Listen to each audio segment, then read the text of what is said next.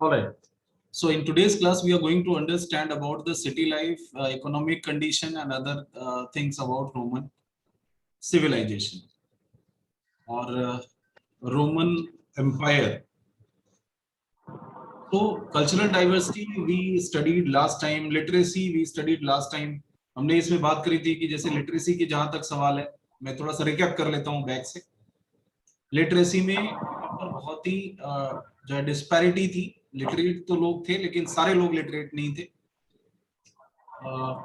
Literacy was wide spread in army officer, state managers and soldiers. केवल यही लोग थे जो कि पढ़े लिखे थे, बाकी कॉमन पीपल बिल्कुल निरक्षर ही हुआ करते थे। कैजुअल लिटरेसी थी, यानी कोई ऐसा स्कूल वगैरह नहीं था जहां पे बराबर टेक्स्ट बुक चलेंगी और लोग पढ़ाई लिखाई करेंगे और उन्हें सर्टिफिकेट मिलेगा। ये होता है फॉर्मल लिटरेसी, जिसमें आप पढ़ते लिखते हो, आपको रिकॉग्निशन सर्टिफिकेट मिलता है, प्रमोशन सर्टिफिकेट मिलता है।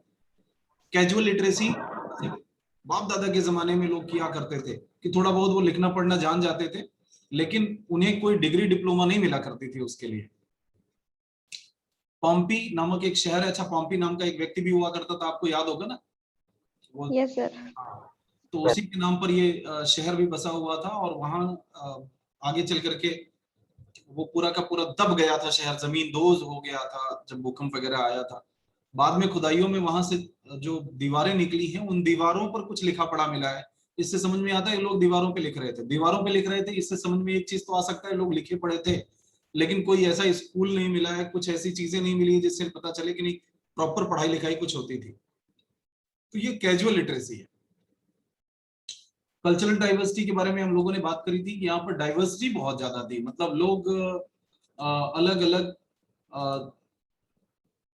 कम्युनिटी के थे। अलग अलग संस्कृतियों को फॉलो करने वाले थे। उनके बीच में लैंग्वेज का डिस्पैरिटी थी, फूड हैबिट्स की डिस्पैरिटी थी, क्लॉथिंग की डिस्पैरिटी थी। मतलब ये सारी चीजें लोग अलग अलग करते थे। खास करके रोम में हमने पढ़ा भी था ना कि रोम तो जाना ही जाता था अपनी डाइवर्सिटी के लिए, और पर्शिया जाना जाता था होमोजेनिटी के लिए, सिमिलैरिटी के लिए। ये दोनों में बड़ा अंतर था, ठीक है। तो कल्चरल डाइवर्सिटी होता था वहां पर, बहुत सारे रिलीजियस कल्ट्स थे, अलग अलग लोग अलग अलग चीजों की पूजा किया करते थे। अच्छा, एक रिलीजियस कल्ट वहां का बड़ा महत्वपूर्ण था, वो था राजा की पूजा करना। मतलब Roman king was considered to be god, Roman king was worshipped like god. ये वहां पर प्रथा चल रही थी, आपको याद है? अच्छा, छोटा सा एक और कहानी आपको इसी के बीच में बताते हैं तो मजा आएगा आपको। रोम में प्रथा थी राजा की पूजा करने की। रोम में प्रथा थी जो है अलग अलग देवी देवताओं की पूजा करने की। लेकिन इसी रोम में, रोम का जो एक पार्ट है फिलिस्तीन वाला, आपको याद होगा ना, देखा है कि नहीं? जैसे ये वाला इलाका है, ये रोमन ईस्टर्न रोमन एम्पायर में ये वाला जो पार्ट पड़ता है, जो फिलिस्तीन, जॉर्डन, ये सीरिया, ये वाले जो पार्ट हैं, इजराइल, इस इलाकों में यहूदी रहा करते थे। ये फर्स्ट सेंचुरी के आसपास की बात है। यहूदी जो ओल्ड टेस्टामेंट में बिलीव करते हैं, ये वो लोग थे जिन्होंने सबसे पहले यहीं से अपनी जिंदगी शुरू करी थी, और फिर जाकर के इजिप्ट में बसे थे। और इजिप्ट से हजरत मूसा, जिन्हें हम कहते हैं मोजेस, उन्हें जब इजिप्टियन किंग ने उनके लोगों को भगाया और यहूदियों का कत्ल करना शुरू किया, तो वो सारी इलाकों को पार करते हुए, सिनाई से होते हुए आकर के यहाँ पर इजराइल में, फिलिस्तीन में खास करके जो है वो सिनाई माउंटेन है, वहां पर जाकर के अपना बसेरा बसा लिया और सारे लोग वहां पर इकट्ठा हो गए। और उन्होंने 10 ठो रूल पता नहीं कहाँ पहाड़ पर चढ़ करके और लिख करके ले आए कि नहीं, भगवान ने ये 10 आदेश दिए हैं, इनका पालन करो। सारे लोगों ने मानना शुरू कर दिया कि ये ईश्वर के दूत हैं, और यहीं से वो शुरू होता है ईश्वर के दूत वाला सिस्टम। समझते हो? ईश्वर के दूत मतलब पैगंबर वाला सिस्टम, या जिसको हम कहते हैं मैसेंजर ऑफ गॉड वाला सिस्टम। और इस तरीके से यहूदी धर्म से ही ये शुरुआत मानी जाती है, जिसमें मोजेस से पहले भी बहुत सारे अब्राहम वगैरह हुआ करते थे, और मोजेस के बाद भी बहुत सारे लोग हुए। उनमें जीसस क्राइस्ट भी आते हैं, जिन्हें हम मानते हैं कि ये भी ईश्वर के एक दूत थे। और ईश्वर का जो आखिरी दूत माना जाता है वो है मोहम्मद साहब, प्रॉफिट मोहम्मद, जो कहते हैं कि नहीं, I am the last one, last messenger of God. ठीक है। तो इस तरीके से ये जो सिस्टम है वो यहूदियों ने शुरू किया था। तो यहूदी, ईसाई, इस्लाम, ये तीन के तीनों लगभग लगभग सेम तरीके की चीजों को मानते हैं।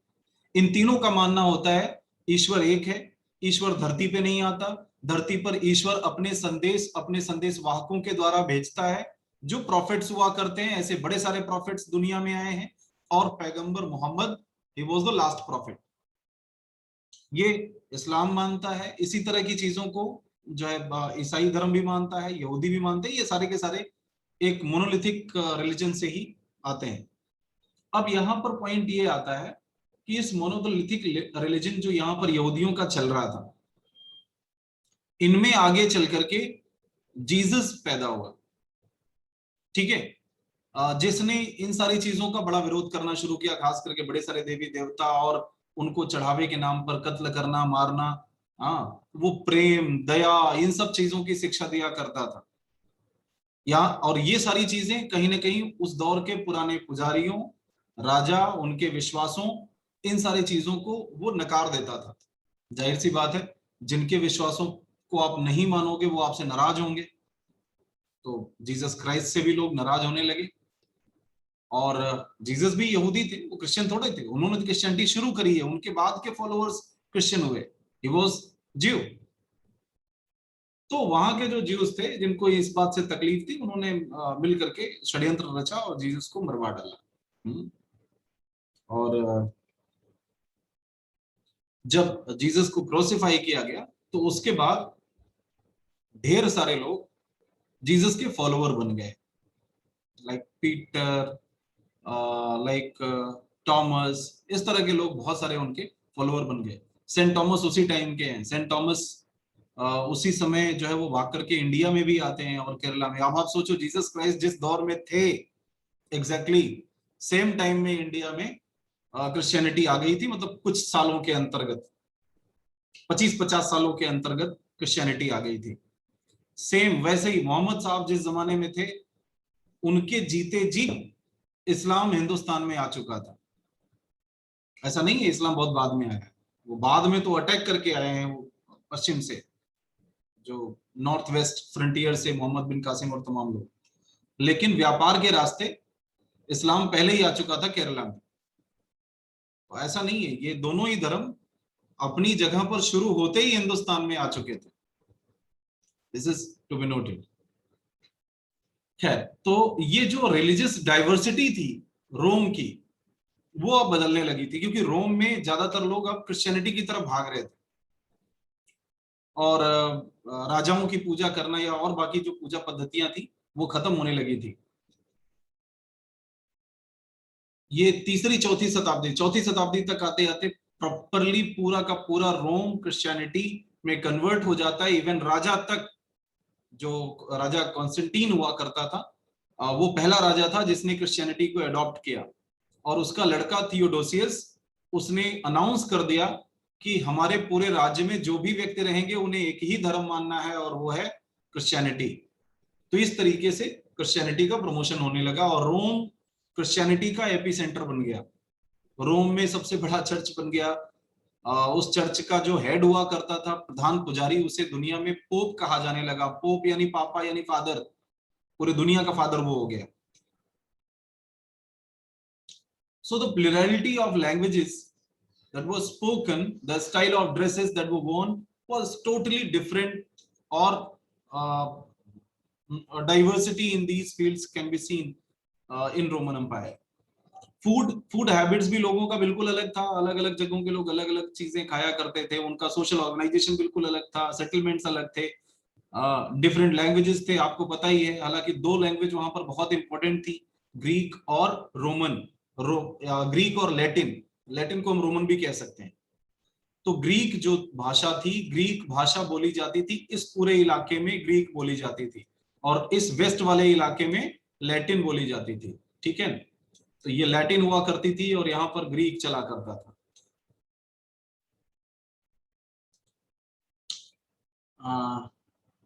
इसके अलावा आर्मेनियन लैंग्वेज 5th सेंचुरी के बाद से वहां पर आने लगी। इस तरीके से हम कह सकते हैं बहुत सारे वहां पे भाषा समूह, भाषाएं आ गई। अब इकोनॉमिक कंडीशन पे भी थोड़ा सा जिक्र कर लें। इकोनॉमिक कंडीशन वहां की कैसी होती थी? इकोनॉमिक कंडीशन के बारे में जब हम बात करते हैं तो हमें जानना चाहिए कि एग्रीकल्चर और ट्रेड, ये दोनों चीजें वहां पर बहुत महत्वपूर्ण थी। ठीक है, इसके अलावा कुछ इंडस्ट्रीज भी थे। लगभग 90% लोग वहां के वो खेती में थे। तो इसका मतलब अगर सबसे महत्वपूर्ण कोई चीज थी रोमन एम्पायर में तो वो क्या थी? That was agriculture. किसी काम में अगर 90% से ज्यादा लोग लगे हैं तो सबसे इंपॉर्टेंट तो वही हुआ। ज्यादातर रोमन्स ऐसे थे जो लोकल एरिया के प्रोडक्शन से ही सरवाइव कर जाते थे। इन्हें बाहर से सामान खरीदना नहीं पड़ता था, बाहर से खाद्यान्न नहीं खरीदना पड़ता था, एटलीस्ट जो है खाने पीने की चीजें बाहर से नहीं लेते थे। और एडिशनल फूड कभी अगर जरूरत पड़ भी गई and the luxury item for rich वो ऑब्टेन थ्रू ट्रेड, तो उन्हें व्यापार से लिया भी जा सकता था, खरीदा भी जाता था अगर बहुत जरूरत पड़ी तो। अगस्टस के टाइम में हम देखते हैं कि सिल्वर कॉइन जो है वो चल रहा होता है। मतलब शुरुआत में रोम में कौन से सिक्के चलते हैं ये ध्यान रखना। शुरुआती सिक्के रोम के कौन से हैं? सिल्वर। और सिल्वर कॉइन को क्या कहा सिल्वर, जाता था? डिनेरियस। नारियल। हाँ, इसी डिनेरियस से दिनार बना है, हालांकि वो गोल्ड कॉइन होता है। लेकिन सबसे पहले सिक्के जो रोम में चलाए गए वो सिल्वर के सिक्के थे, सोने के सिक्के नहीं थे। सबसे पहले कौन से सिक्के चले थे? चांदी के। अच्छा, वहीं पर नहीं, दुनिया में कहीं भी अगर सिक्के चले थे ना तो सबसे पहले चांदी के ही सिक्के चलाए गए थे। चांदी के, तांबे के यही सिक्के हुआ करते थे, सोने के सिक्के काफी बाद में आए। आप यूं कह सकते हो कि सेकेंड सेंचुरी, थर्ड सेंचुरी या उसके आसपास में सोने के सिक्के दुनिया भर में प्रचलित हुए हैं।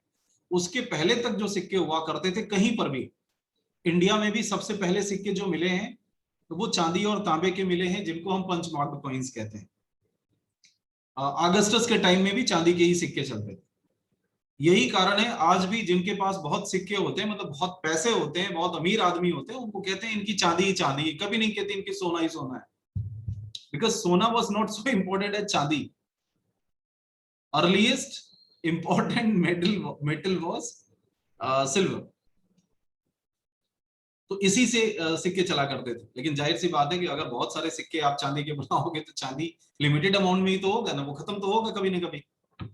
अच्छा, रोम में बहुत सारा, चूंकि रोम ने बहुत सारा इलाका जीत रखा था। अब आप देखोगे यहाँ पर, अगर आप देख रहे हो तो आपको आइडिया लगेगा कि ये पूरा इलाका भी रोमन एम्पायर में आता था। और चांदी की सबसे बड़ी खान यहीं पर हुआ करती थी, स्पेन में। ठीक, तो चांदी की सबसे बड़ी खान थी, रोमन एम्पायर ने कब्जा करके रखा हुआ था, यहाँ से चांदी निकालता था खूब सारा। थर्ड सेंचुरी तक आते आते चांदी हो गया खत्म। जब चांदी खत्म हो गया तब ढूंढा गया कि अब क्या हो, चांदी बहुत महंगी हो गई। तब उससे सस्ती धातु निकाली गई, सोना। वो चांदी से सस्ता था, ये ध्यान रखना। फिर तब सोना निकाला गया और सोने के सिक्के बनने शुरू हुए। लेकिन जब सोना भी स्केयर हो गया, खत्म हो गया, तब और भी दूसरी धातुओं पर प्रयोग होने शुरू हो गए। तो शुरुआत में जो सिक्के थे वो चांदी के थे। चांदी के बाद जो सिक्के आए हैं, कॉन्स्टेंटीन के टाइम पर जो सिक्के आए हैं वो सोने के थे। तो सोने के सिक्के सॉलिडस कहे गए, हम आगे उसके बारे में बात करेंगे। शुरुआत में चांदी के सिक्के थे, ये ध्यान रखना। Having common coinage made trade different between different parts of the empire much easier. सिक्कों की वजह से ट्रेड बहुत आसानी से होने लगा, क्योंकि अब बार्टर सिस्टम की जो झंझट थी, मुसीबत थी, परेशानियां थी, वो खत्म हो गई। बार्टर सिस्टम समझते हो ना? यस सर, सामान के बदले सामान देना। हाँ जी बेटा। तो सामान के बदले सामान में बड़ी सारी दिक्कतें होती थी। जैसे सबसे बड़ी दिक्कत तो डबल कोइंसिडेंस ऑफ वांट होता था, कि मतलब जो चीज हम बेचना चाहते हैं वही कोई दूसरा खरीदना चाहिए, ऐसा कैसा मिलेगा? ऐसा संयोग ही नहीं मिलता था। दूसरी मुसीबत डिविजिबिलिटी की होती थी, मेजरमेंट ऑफ वैल्यू की होती थी, स्टोर ऑफ वैल्यू की होती थी। क्योंकि आप कई चीजों का, सामान का वैल्यू स्टोर नहीं कर सकते हो। मान लो हमें चावल के बदले में आपको दूध देना है, तो दूध में स्टोर नहीं कर सकता ना। 2 दिन अगर स्टोर कर दूंगा तो दही बन जाएगा, फट के पता नहीं क्या हो जाएगा। लेकिन सिक्के तो आप सैकड़ों साल रखे रहो, कुछ नहीं होगा उनका। तो इस तरीके से ना तो सामानों में स्टोरेज वैल्यू थी, ना ही मेजरमेंट किया जा सकता था किसी चीज का, और डिविजिबिलिटी भी उसमें नहीं होती थी। कभी कभी आप बांट भी नहीं सकते थे। जैसे 2 क्विंटल गेहूं के बदले 1 बकरी अगर मिल रही है तो 1 ही क्विंटल गेहूं खरीदना है तो बकरी आधी करके दोगे क्या? संभव ही नहीं है। तो सामान के बदले सामान, ये बड़ा मुश्किल जैसा काम होता था। जैसे एक शर्ट के बदले अगर 5 किलो अनाज मिल सकता है तो 2.5 किलो अनाज लेना है तो शर्ट फाड़ दे, फिर कैसे देंगे हम? सिक्कों में ये गुंजाइश है कि 1 रुपए की जगह 98 दे देंगे हम, 100 की जगह पे 50 दे देंगे हम। तो डिविजिबिलिटी की जो समस्या थी वो भी बहुत बड़ी समस्या थी, डबल कोइंसिडेंस ऑफ वांट की समस्या थी। ये सारी चीजों को देखते हुए सिक्कों का इंट्रोडक्शन बहुत ही फ्रूटफुल रहा ट्रेड को चलाने के लिए। रोम के पास बहुत बड़ा ट्रेडिंग नेटवर्क भी था। रोम के पास ऐसा ट्रेडिंग नेटवर्क क्यों था, अब आप मैप में देख लो, आपको समझ में आ जाएगा। ये है रोम बेटा, और इसके चारों तरफ अगर समंदर है तो उसके पास ट्रेडिंग नेटवर्क के लिए किसी से तो परमिशन ही नहीं मांगनी है, वो जहाज लेकर के अपना जिधर चाहे उधर चला जाए। So ships from east traveled the Mediterranean and protected by Roman navy. So cities such as Corinth in Greece or Ephesus in Anatolia, Antioch on the eastern coast Mediterranean, they all grew wealthy.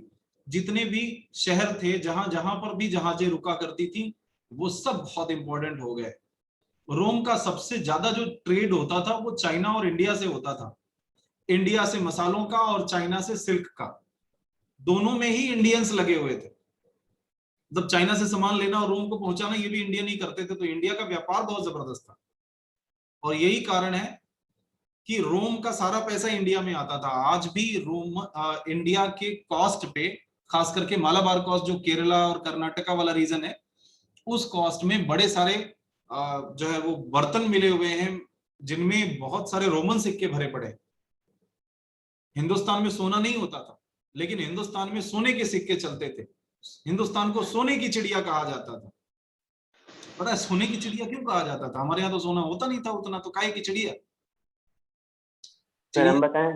चिड़िया का काम होता है उड़ के आना, तो सोना हमारे यहाँ उड़ के आता था, लाइक बाहर देशों से आता था। और कहीं से भी सोना चांदी आए वो हमारे यहाँ रह जाता, हमारे यहाँ से फिर कहीं नहीं जाता था। मतलब सोना चांदी दुनिया में कहीं भी ट्रैवल करे, लेकिन अगर वो इंडिया पहुंच गया तो फिर इंडिया में खप गया, इंडिया से बाहर वो नहीं जाएगा। हम बाहर से सामान नहीं खरीदते थे, हम अपना ही बेचते थे। हमारा बैलेंस ऑफ ट्रेड बड़ा फेवरेबल होता था। अच्छा, ये फेवरेबल बैलेंस ऑफ ट्रेड का मतलब समझते हो क्या होता है?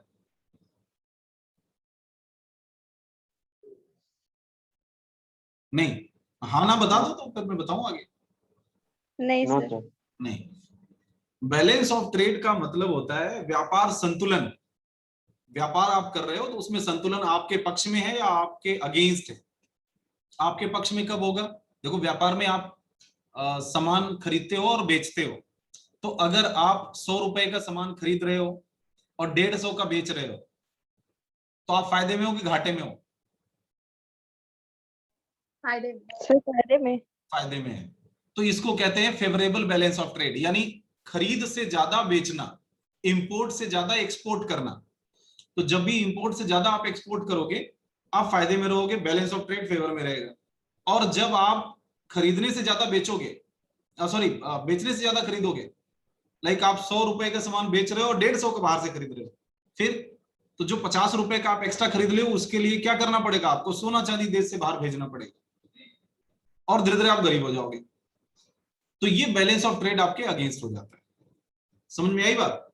तो इंडिया हमेशा ही बैलेंस ऑफ ट्रेड इंडिया के फेवर में रहा है, क्योंकि खास करके एंशिएंट टाइम तक। मेडिवल टाइम के बाद तो फिर बर्बाद होने लगा, और फिर तो आज हम बड़े कर्जदार बन गए। लेकिन ऐसा पहले नहीं था, पहले हम सबसे बड़े व्यापारिक देशों में से आते थे। A complex network of routes linked the empire to such a far-flung places like Persia, southern Russia, इन सारे जगहों से भी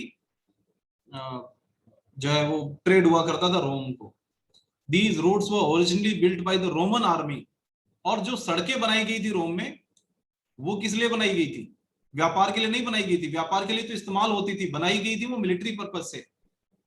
अच्छा, ये भी देखो देश का भाग्य दुर्भाग्य, चाहे रोम का ले लो या इंडिया का। इंडिया में भी जो अंग्रेज सरकार हुआ करती थी, ब्रिटिश हुकूमत, उन्होंने रेलवे बनाया था, तो रेलवे क्या आपके व्यापार के लिए बनाया था या इसलिए बनाया था कि लोग यहां से वहां ट्रेवल करेंगे? नहीं, railway was also introduced just for the sake of military. वो भी आर्मी के मूवमेंट के लिए बनाया गया था। आर्मी का सामान जाएगा, आर्मी के लोग जाएंगे एक जगह से दूसरी जगह। ये अलग बात है कि जब बन ही गया और रेलें चलने लगी तो ये हुआ इससे पैसेंजर को भी ले जाओ, सामान भी ढो, कुछ और फायदा कमाओ। वरना बनाया गया था ये जो है अब आर्मी के लिए। ऐसे ही रोम में भी जो सड़कें बनी थी वो आर्मी के लिए बनी थी। लेकिन अब ये कि दिन रात आर्मी ही थोड़ी घूमेगी उस पे, लोगों ने अपना व्यापार भी शुरू किया, फायदा भी होने लगा।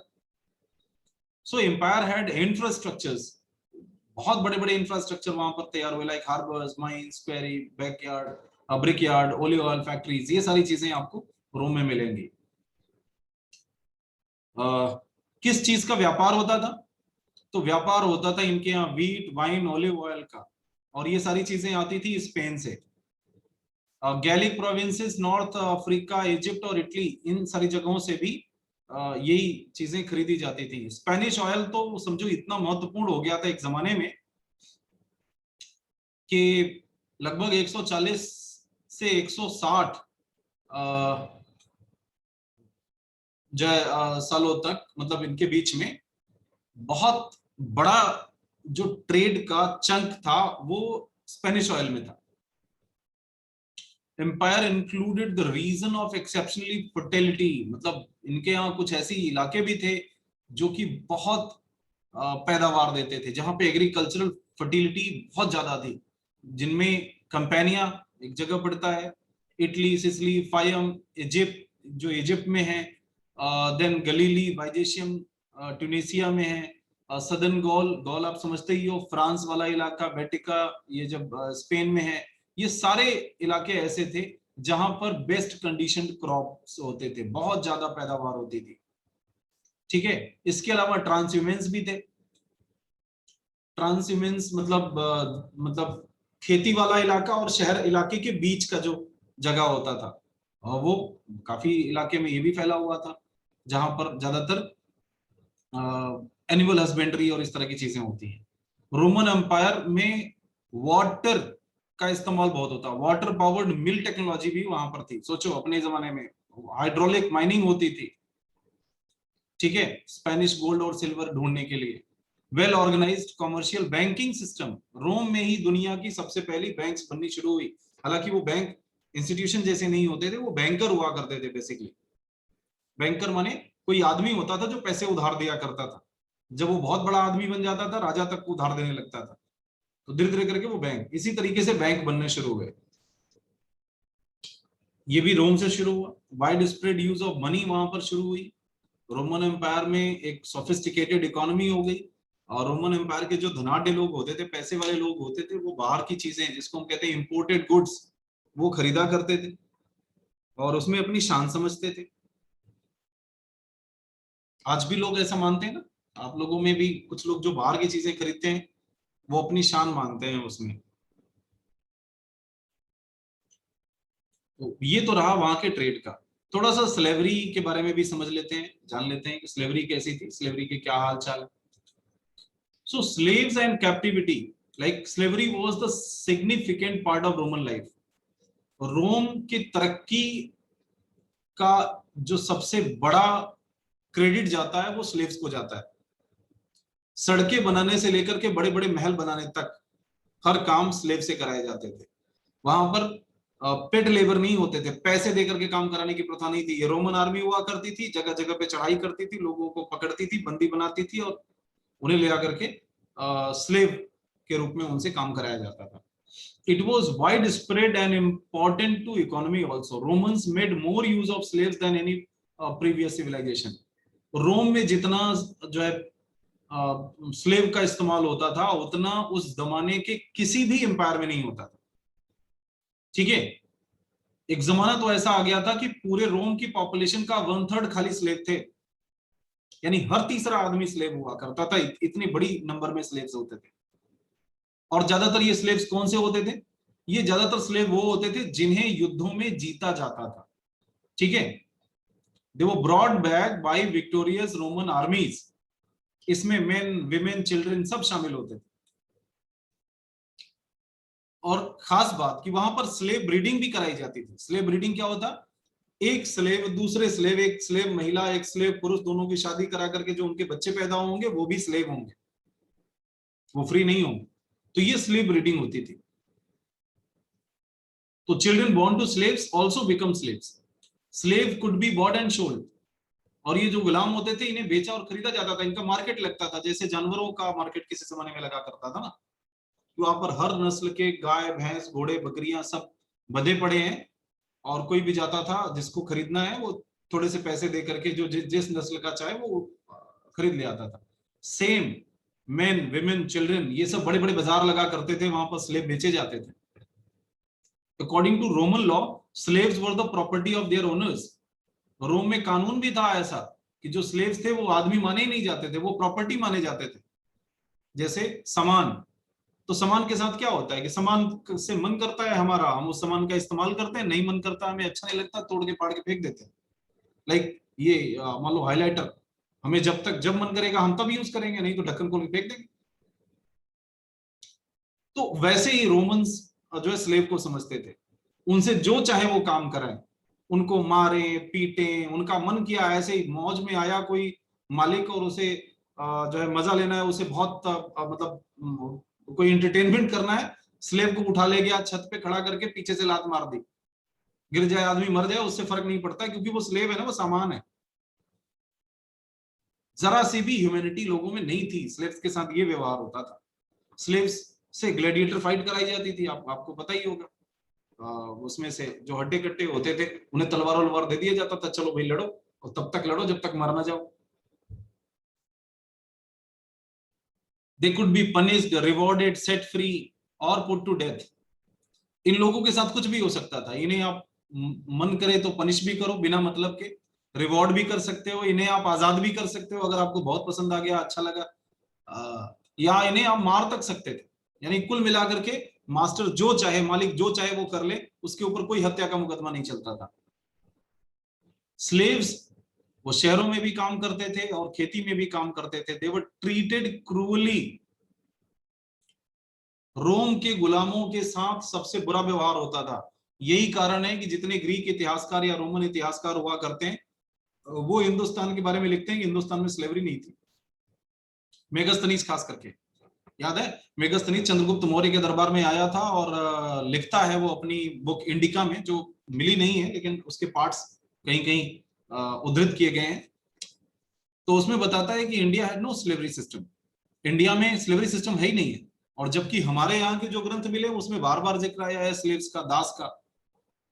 तो अब प्रश्न आता है कि हमारे यहाँ वाले कहते हैं कि गुलाम थे, उनके यहाँ वाले कहते हैं गुलाम नहीं थे। ऐसा क्यों? ऐसा इसलिए क्योंकि जिनको वो गुलाम समझते थे वैसा तो हमारे यहाँ गुलाम ही नहीं थी। हमारे यहाँ जो गुलाम भी रहते थे वो बाकायदा घर में रहते थे हमारे, वैसे ही कपड़े पहनते थे और वैसे ही जिंदगी जीते थे। उन्हें कभी मारा पीटा नहीं जाता था, उनके साथ इतना बुरा व्यवहार नहीं किया जाता था। इवन हमारे यहाँ के बच्चे गुलामों को भी गुलाम नहीं किया कहा करते थे, उनको भी चाचा काका दादा नाना ऐसे कह के बुलाते थे। आज भी आप देखो हिंदुस्तान में इतना संस्कार तो है कि यहाँ के जो नौकर भी होते हैं उनको भी लोग रामू काका भैया इस तरह का कह करके बुलाते हैं। तो जिनको आप सोचो कि घरों में आप काका दादा भैया ये वाले शब्द या आंटी ये वाले शब्द अगर बुला रहे हो, तो कोई बाहर का आदमी आएगा वो कैसे जान पाएगा ये इसका गुलाम है, नौकर है, या सच में इसकी आंटी है। तो इस वजह से मेगास्थनीज कंफ्यूज था, क्योंकि इंडिया में बहुत बुरा व्यवहार नहीं होता था रोमन्स के साथ, सॉरी स्लेव्स के साथ, लेकिन रोम में तो बहुत बुरा होता था, पूरे दिन काम कराया जाता था। अच्छा, सबके दाम भी अलग अलग लगते थे, खास करके जैसे हेल्दी मेल्स हैं, कुछ ऐसे हैं जो बढ़िया ताकतवर हैं, तो उन्हें ग्लैडिएटर बनाया जाता था, यानी प्रोफेशनल फाइटर्स। वो डेथ कंटेस्ट में हिस्सा लेते थे, ऐसी लड़ाई जिसमें अंत में मरी जाना है। कुछ और स्लेव होते थे जो कि वेल्दी हाउस होल्ड्स में घरों में काम करते थे। अच्छा, ये ध्यान रखने वाली बात है, जो घरों में काम करने वाले लोग होते थे उनकी स्थिति थोड़ी सी अच्छी थी, क्योंकि कोई व्यक्ति अगर घरों में काम कराएगा तो उनके साथ बहुत बुरा व्यवहार नहीं करेगा। क्यों नहीं करेगा? डरेगा ना। जैसे मान लो अगर हमने अपने घर में स्लेव रखा हुआ है और उससे हम खाना बनवा रहे हैं, तो उससे बड़ा व्यवहार बुरा व्यवहार कर सकते हैं क्या? उसको रोज मारें, डांटें, गाली दें, इस तरह की चीजें करेंगे तो एक दिन वो जहर मिला देगा। तो घरों में काम कर, या हम सो रहे हैं, वो जानता है कहाँ सोते हैं, रात में आया चाकू पाकू मार दिया तब, तो इस वजह से जो घरों में काम करने वाले थे उनके साथ थोड़ा सा सॉफ्ट व्यवहार होता था, लेकिन बाकियों के साथ तो बहुत बुरा होता था। कभी कभी स्लेव्स अपनी स्थिति से नाराज होकर के विद्रोह भी कर देते थे, नहीं मानेंगे बात। तो ऐसे केस में क्या होता था, ऐसे केस में मालिक फिर मारना शुरू कर देता था, जान से मारे जाते थे। अच्छा, एक और गंदा नियम आपको बता दे रोम में, अगर कोई स्लेव अपने मालिक से तंग आकर के अपने मालिक की हत्या कर दे, तो ऐसे में उस घर में जितने स्लेव रहते थे वो सब मारे जाते थे। मान लो एक व्यक्ति है और वो नाराज होकर के अपने मालिक की हत्या कर देता है, लेकिन उस मालिक के पास 500 स्लेव हैं, तो फिर रोमन कानून के हिसाब से 500 के 500 मारे जाएंगे। ऐसा नहीं है कि एक ने पागलपंथी करी है तो केवल एक को सजा मिलेगी। ये सारे बड़े खतरनाक लोग हुआ करते। So slavery was an institution deeply rooted in ancient world, and slavery was institutionalized and was greatly used as labor, but not always slave that performed labor in Roman economy. As peace was established, खास करके दूसरी शताब्दी तक, आपने पढ़ा ना, पहला दूसरा शताब्दी वो रोमन पीस का टाइम था, पैक्स रोमना था। तो उस दौर में स्लेव्स की संख्या कम हो गई, क्योंकि स्लेव्स होते कौन थे, युद्ध में बंदी बनाए गए लोग। युद्ध ही नहीं हो रहे काहे के बंदी, तो उसमें स्लेव लेबर कम होने लगा, तो स्लेव की ब्रीडिंग भी कराई गई, जिसको हम लोग पढ़ेंगे, या जो है वो पेड वर्कर्स आने लगे। उसके बाद से ही ये चीपर सब्स्टिट्यूट, जिसको हम वेज लेबरर कहते हैं, इसकी शुरुआत हुई। तो ये पूरी कहानी रोम में स्लेवरी की रही है। I think you could understand it. So this is all for today and will meet you again tomorrow. ठीक है, सबके आया समझ? Yes sir. Okay, good.